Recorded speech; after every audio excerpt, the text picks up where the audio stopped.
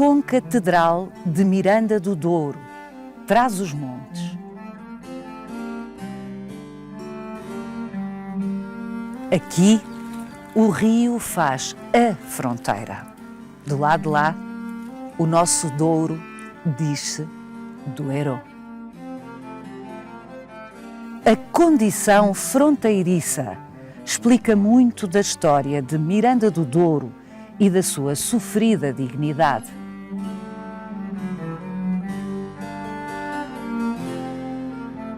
Desde logo, explica a escala e a qualidade artística da sua catedral, edificada no século XVI para ser a sede do novíssimo Bispado de Miranda do Douro.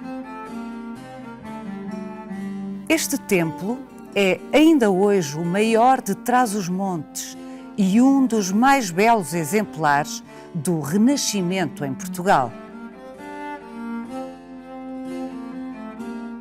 A multissecular tensão com Espanha explica ainda o Menino Jesus da Cartolinha e o seu inacreditável enxoval.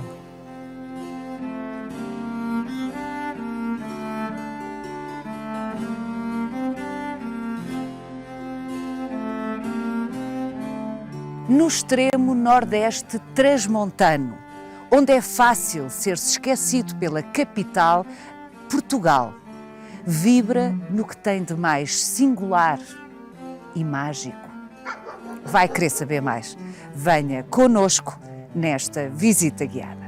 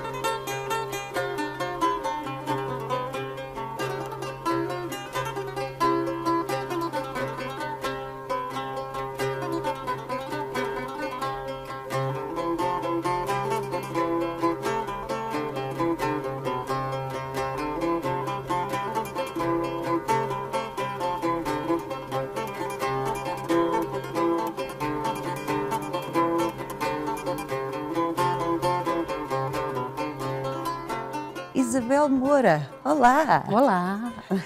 Encontro aqui na melhor das companhias. Sim. Com o Menino Jesus da Cartolinha, que, ao que sei, é cuidado, é vestido pela Isabel há cerca de 20 anos. Sim, sim. As roupas são mudadas consoante o ciclo litúrgico. Ou seja, há um código, há cores para cada ciclo litúrgico. O verde é no tempo comum, que é quando é o período mais longo, que é quando terminam as festas pascais, que vai até o Advento, é quando usa o verde. O branco é no Natal e na Páscoa, o roxo é na Quaresma e no Advento, e o vermelho é o período mais curto, que é o Pentecostes. Tudo isto é uma tradição do início do século XVIII e as roupas começaram a ser oferecidas no início do século XVIII. E ao longo dos séculos foram muitas as ofertas de roupas. Quantas roupas a Isabel imagina? Uma largas dezenas de fatinhos, sim. E sapatinhos. E sapatinhos, e chapéus, e camisinhas. E meinhas, tem muita meia também. Ai, que engraçado. E que as pessoas continuam a oferecer. E continuam a oferecer.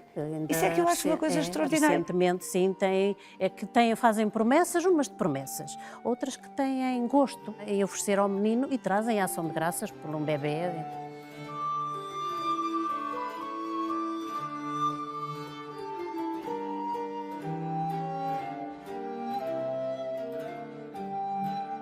Isto é uma farda. Sim, também foi uma oferta também que lhe fizeram, sim, da GNR e da polícia. Mas isto é vestido alguma vez? Pode ser vestido no dia da polícia, ou no dia da GNR também, mas é só um dia. Por exemplo, tivemos aqui um acidente, houve um incêndio e faleceram 2 bombeiros, e então um senhor mandou fazer uma farda dos bombeiros, e o menino saiu nas festas de agosto, em procissão, vestido de bombeiro, em homenagem aos bombeiros. Portanto, e saiu ainda não voltou outra vez a usar, esperemos por esse motivo que não se use mais, não é? Claro. Mas saiu nessa data vestido de bombeiro.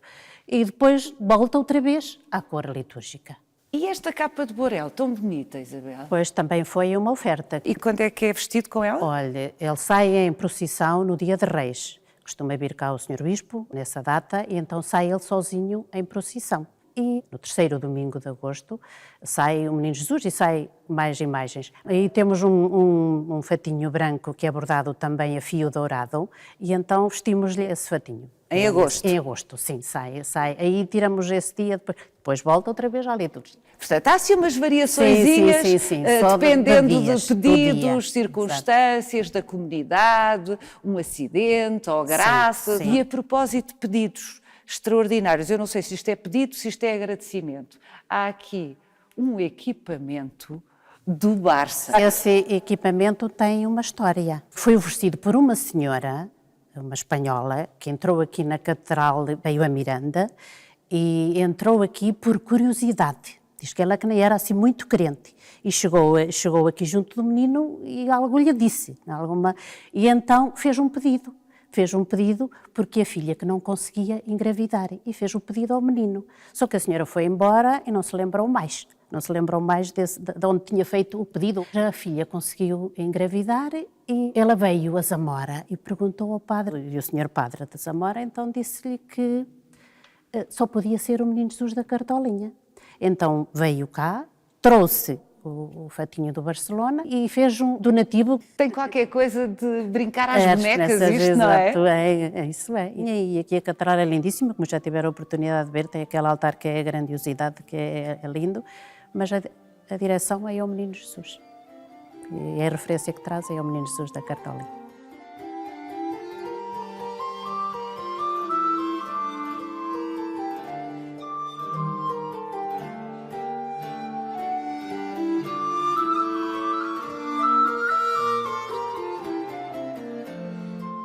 Esta igreja nasceu no século XVI para ser sé e é o António Rodrigues Mourinho que há 40 anos tem investigado toda esta história.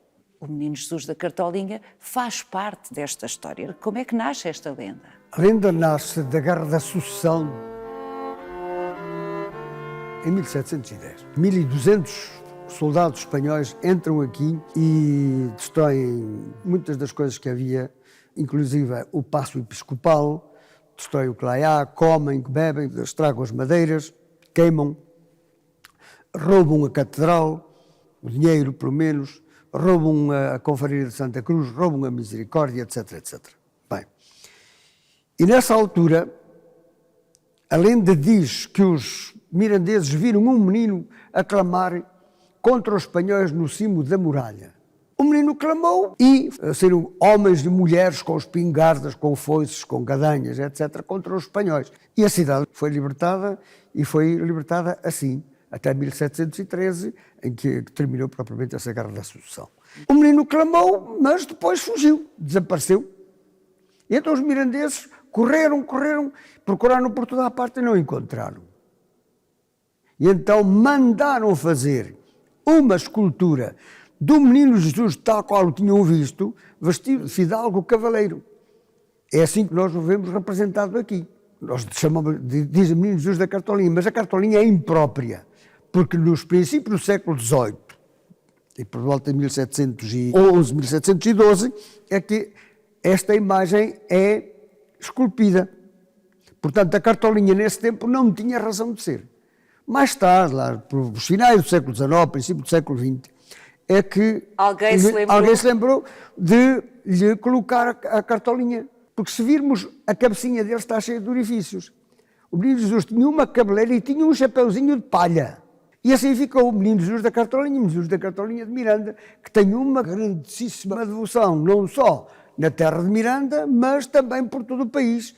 E não só, e para além fronteiras. Mas isto não é caso único. Por exemplo, aqui em Valladolid e noutros sítios, nós encontramos no convento de Santa Ana vários meninos Jesus, são meninos Jesus da Cartolinha, mas vários meninos Jesus vestidos de cardeais, vestidos de bispos, vestidos de capitães, vestidos de generais, etc., etc., no convento, porque as freiras assim idealizavam os seus noivos. Se calhar porque se entretinham a fazer roupinhas, não é? Uma boa Para o parte Jesus. dessas freiras, talvez por isso, mas porque uma boa parte dessas freiras eram filhas segundas dos nobres que não tinham herança e, portanto, recolhiam-se aos conventos. Como eram frustradas, então, era um caso de amor frustrado. Certo. E por isso mesmo E começavam a idealizar os idealizavam noivos. os noivos. E por isso vestiam-nos assim. Vestiam-nos, tanto vestiam de bispos, como de capitães, como de generais, como de cardeais, etc. etc. Que engraçado. Assim.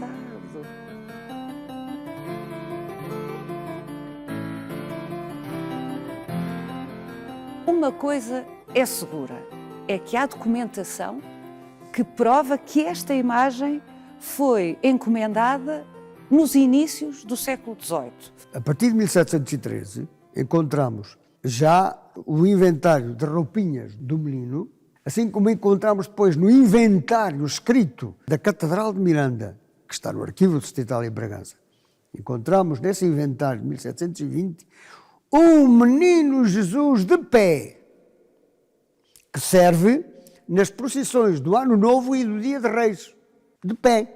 Ora bem, este menino Jesus de pé não era outro senão este, porque não encontramos aqui outro. Encontramos outros meninos Jesus também deitados, dormindo. Não é o caso do que está na sacristia. Mas como este aparece nesse inventário e aparece depois, mais tarde, repetido no inventário de 1739 da Catedral. Pronto, é aí que aparece. Mas antes aparece o menino Jesus do chapeuzinho. Exatamente, porque a cartolinha obviamente é posterior, não é? É posterior, deve ter sido ou alguém da burguesia, ou sei lá, da maçonaria, podia ser naquele tempo, já no princípio do século XX, que quis distinguir esta imagem, colocando-lhe a cartolinha. Eu tenho memória de ter visto uma fotografia ainda com o menino Jesus com o chapéu e não com a cartolinha.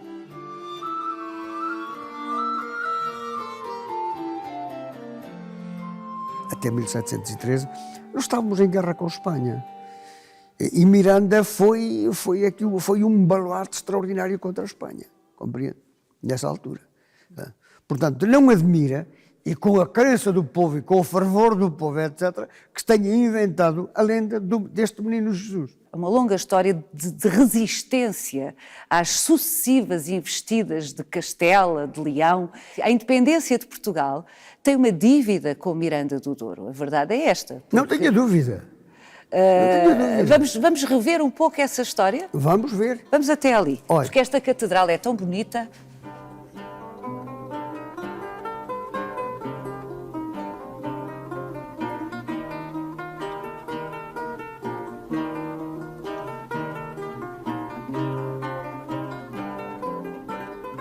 A verdade é que os espanhóis só deixaram de ser uma dor de cabeça aqui para os mirandeses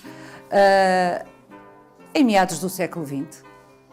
Sim, praticamente sim. Em 1857, a Câmara daqui pedia aos espanhóis para fazer uma passagem internacional, uma ponte internacional, daqui para Torregamontes, e os espanhóis não aceitaram. Havia aqui o Poço da Barca, chamado Poço da Barca, que era uma passagem fronteiriça fluvial, um porto fluvial, já desde o tempo de Dom Afonso V, mas quanto à ponte nunca aceitaram isso. Houve aqui sempre uma certa desconfiança entre espanhóis e portugueses. Havia um professor em Salamanca, que era o professor Tabanera, que chegou a dizer: estamos aqui culo com culo, e não nos entendemos, homem.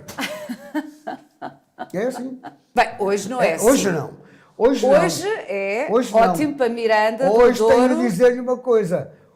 Aquilo que os espanhóis destruíram em 1762 e já atrás, em 1710, 1711, pagaram-no depois em pesetas a partir dos anos 70, praticamente até o ano 2000, data em que houve a alteração da moeda, do escudo e da peseta para o euro.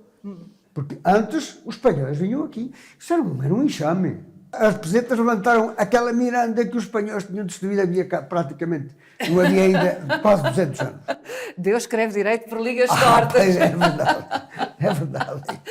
Vamos recapitular. Como povoação fronteiriça, Miranda do Douro sempre teve uma importância nevrálgica para a coroa portuguesa. Teve, principalmente a partir de Dom Dinis, porque, repare, Miranda é um ponto nevrálgico de defesa do Douro Internacional.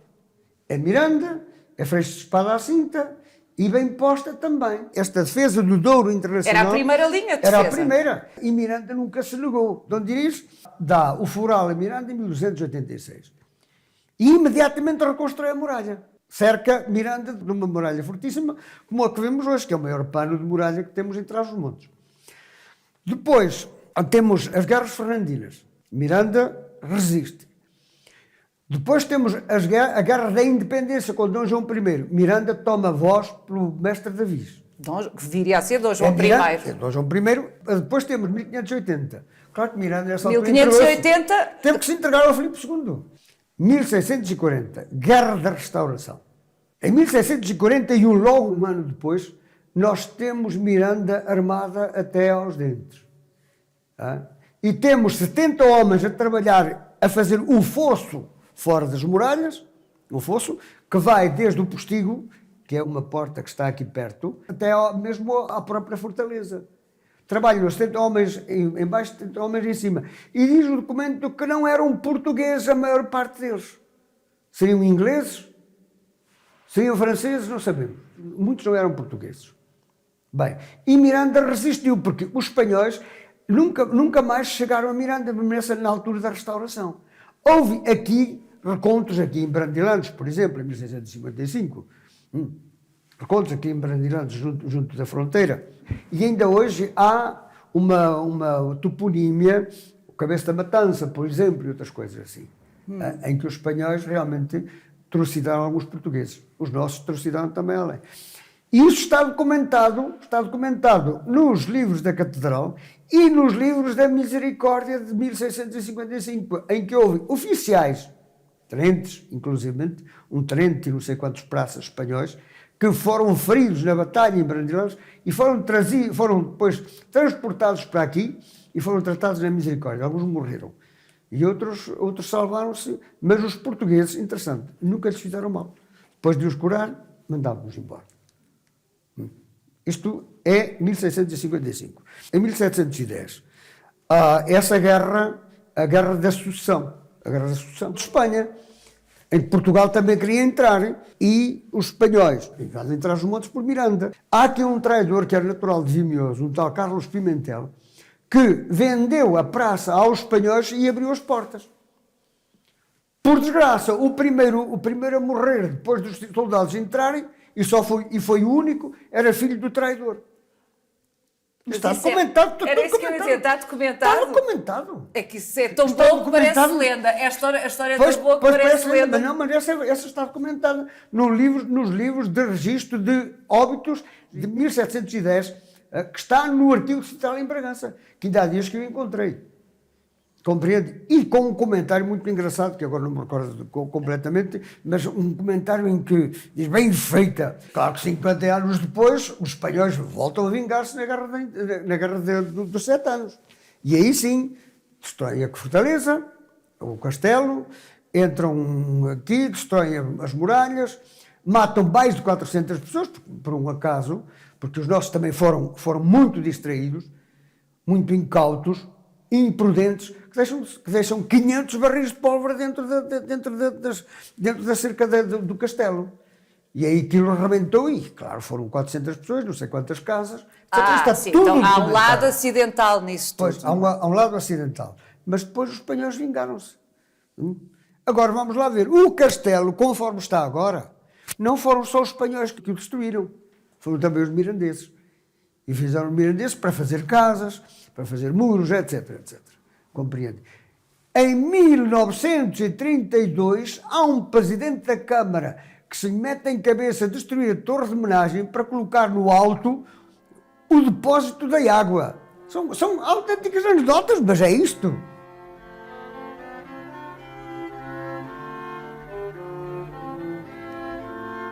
Há que recordar que também nos anos 30 do século XX a Guerra Civil Espanhola também foi um fator de perturbação aqui em Trás-os-Montes. Houve muita gente que se refugiou aqui só em 1956.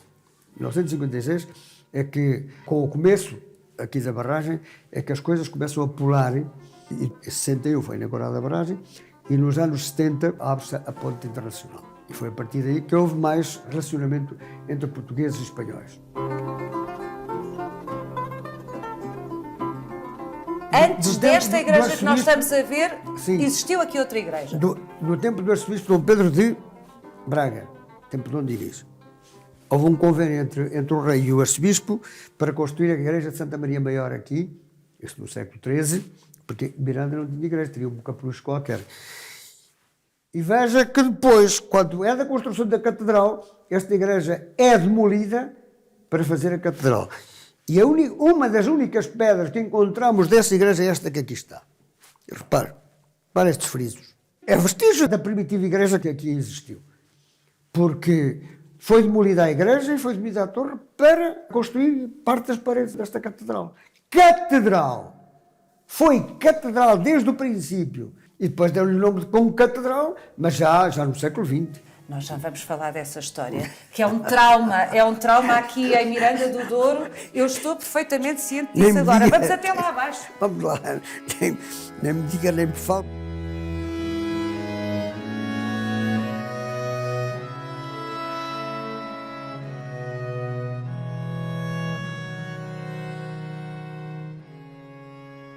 A construção desta igreja tão imponente foi também uma forma de marcar território. Foi um prémio, digamos assim, para esta cidade e para toda esta zona.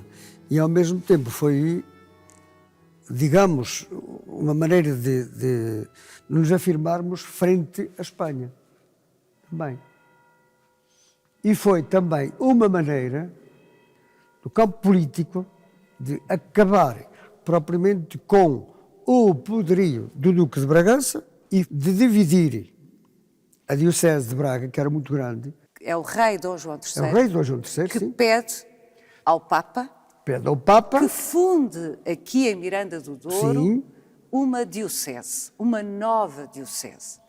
Pois, o Papa age no campo religioso, Dom João III age no campo político e social ao mesmo tempo. Porque Miranda já por si era uma vila muito importante. Já no tempo de Dom Dinis,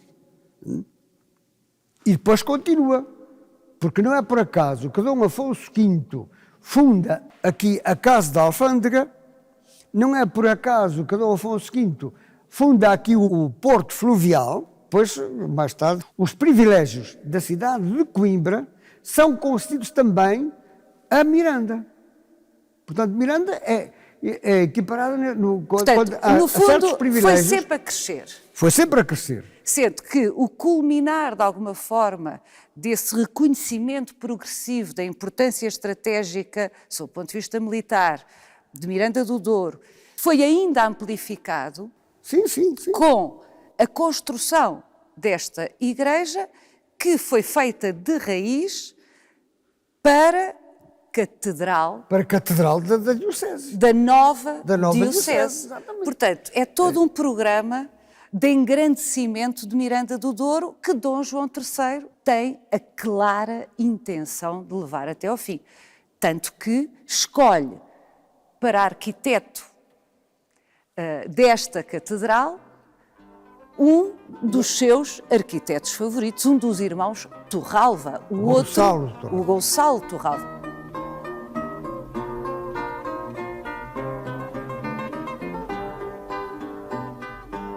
O único arquiteto que vem a Miranda, mandado pelo rei Dom João III, é o Gonçalo Torralva.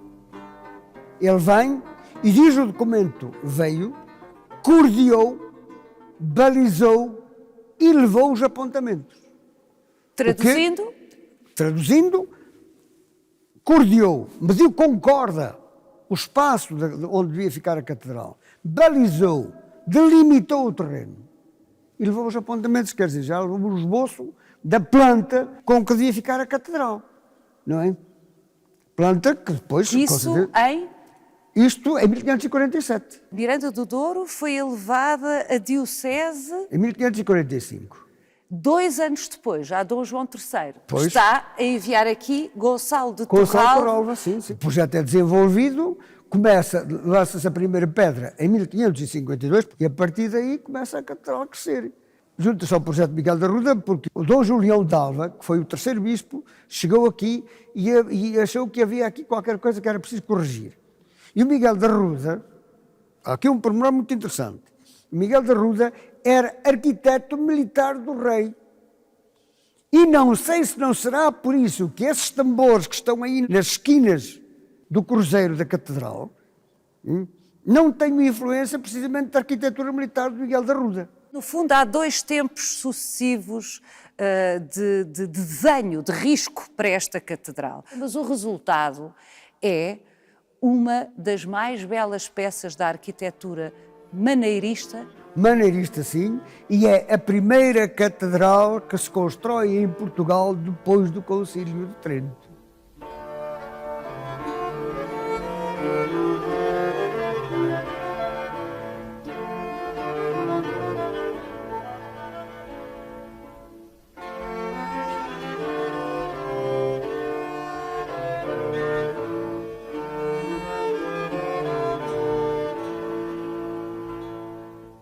De facto, a partir de meados do século XVI, Miranda do Douro, que Dom João III elevou a cidade de vila, elevou a cidade logo a seguir a ter sido fundada aqui a diocese e a ter mandado começar a construir esta catedral, tornou-se a cidade mais importante de Trás-os-Montes e foi-o até meados do século XVIII, sendo que a catedral continuou a ser sucessivamente enriquecida por campanhas sucessivas de embelezamento.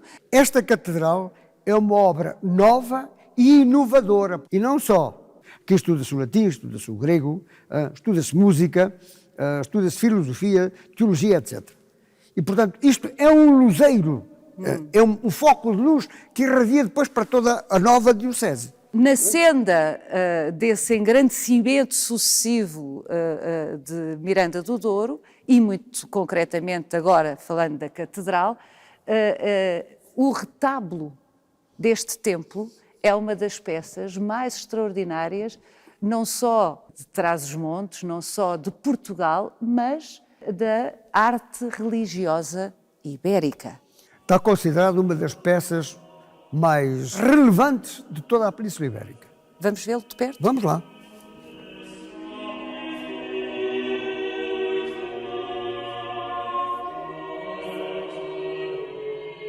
Este retábulo é absolutamente extraordinário. Podemos ficar horas a olhar para ele e a descobrir detalhes, atrás de detalhes, que num relance assim não nos apercebemos. Este retábulo foi mandado fazer pelo Cabido em Valladolid, na oficina dos Velázquez e dos Muniategui, sob a orientação do grande escultor que foi Gregório Fernandes, em 1610, 1611. Sob o domínio filipino. Sim, estavam as duas coroas unidas. Por só em 1635-36 é que o Alonso de Ramsal, que é natural de Zamora, é que o deixou tal qual está agora. Pintado. Pintado, sim. Pintado. Portanto, ou seja, estamos a falar de uma peça integralmente... Espanhola. Mais propriamente castelhana. Castelhana, exatamente.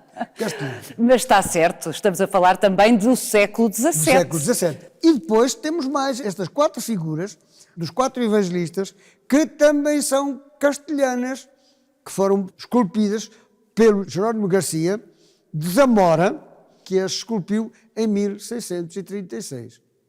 E já agora dizemos pelas quais cobrou a linda soma de 100.000 reis naquela altura. 100.000 reis no século Que era muito XVII. dinheiro no século XVII. Agora, o que tem este retábulo é uma grandíssima força de expressão. E vale a pena vir a Miranda do Douro só para contemplar este retábulo. Os apóstolos só lhes falta falar. Porque eles, olhando bem para eles, dá a impressão que eles realmente têm conversa uns com os outros. É verdade.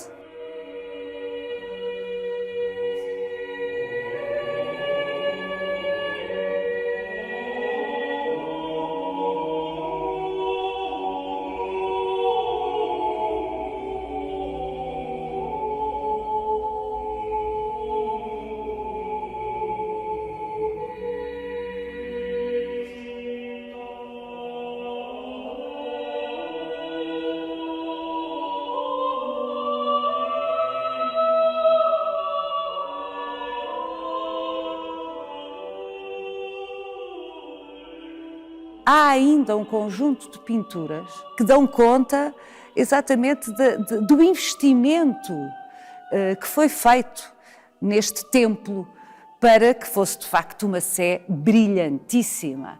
12 quadros que representam os 12 meses do ano. De pintura flamenga dos finais do século XVI. Não sabemos quem é o autor. Por enquanto não sabemos quem é o autor.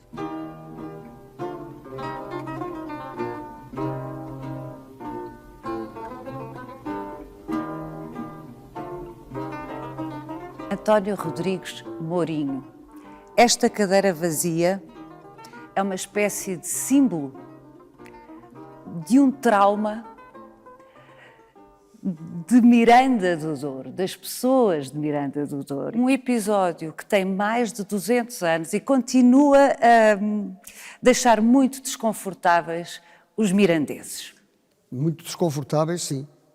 Muito desconfortáveis, porque em 1762 os espanhóis invadem Miranda, o exército castelhano invade Miranda, destrói a fortaleza e ficaram destruídas imensas casas também.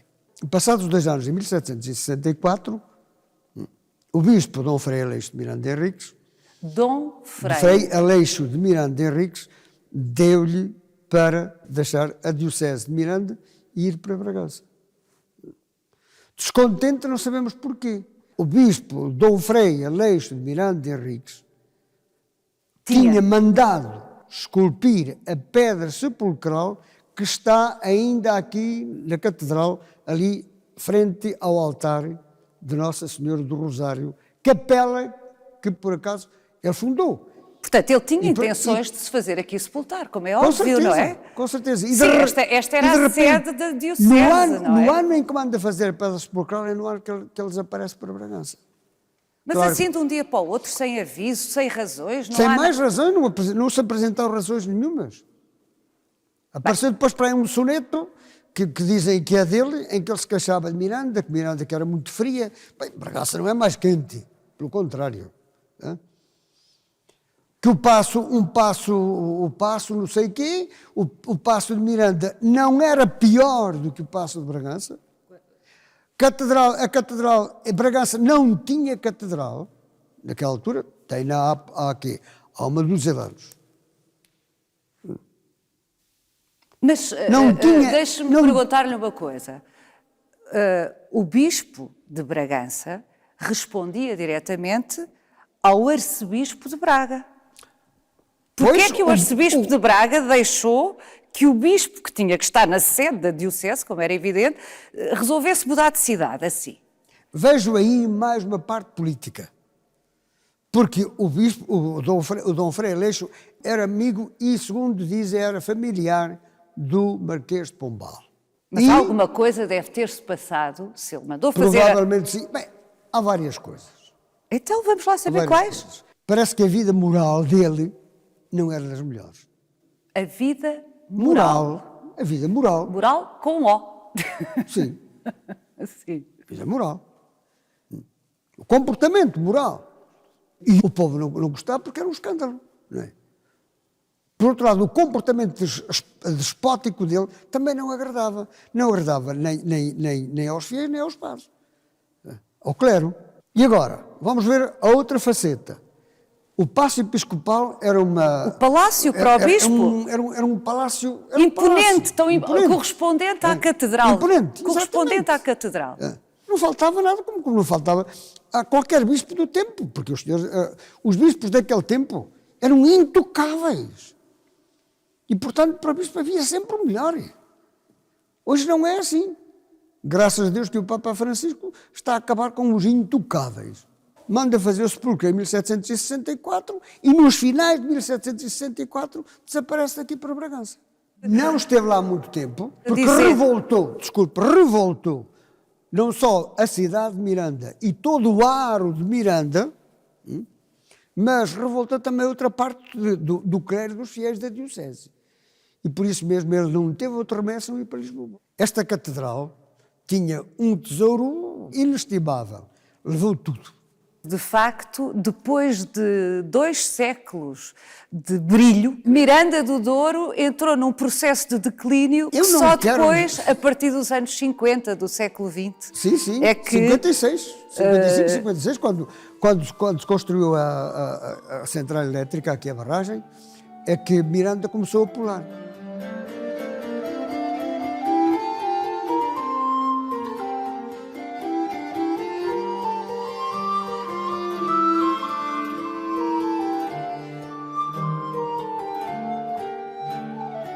Siga-nos no Instagram, no Facebook e na nossa página onde pode rever este e os outros Visita Guiada.